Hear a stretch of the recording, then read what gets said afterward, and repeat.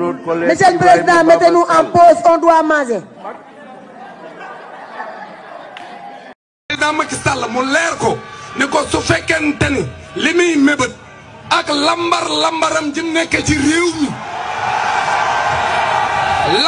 lambaram ji nekk ci réew mi lépp xam nañ li ko lal mooy di jéem a wuti pexe pour jéem a nekkaat candidat en 2024 te moom fegal na te ku fegal da ngay jox sa wujj mu aaye li mooy dëgg donc duñu ko may.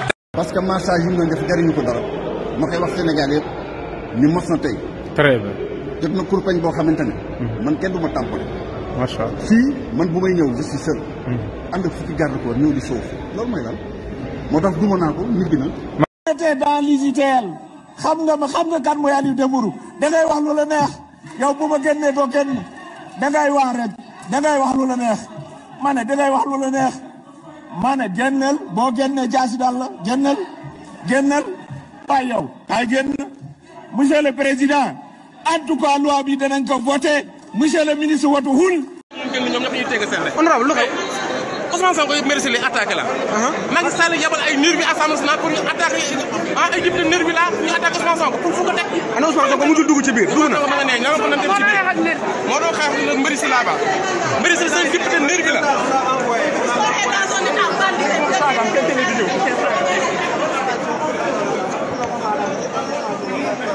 mu ngi noonu donc Ousmane Sonko attaqué par le député Mbéri Sylla. Seul, virgule, à la police de l'Assemblée, point. Article 53, nee na le président, virgule, seul, virgule, à la police de l'Assemblée. Il est chargé de veiller à la sûreté intérieure de l'Assemblée. Bon, lii xew sama yëf la man en tant que président de la... Mais taisez-vous, waay.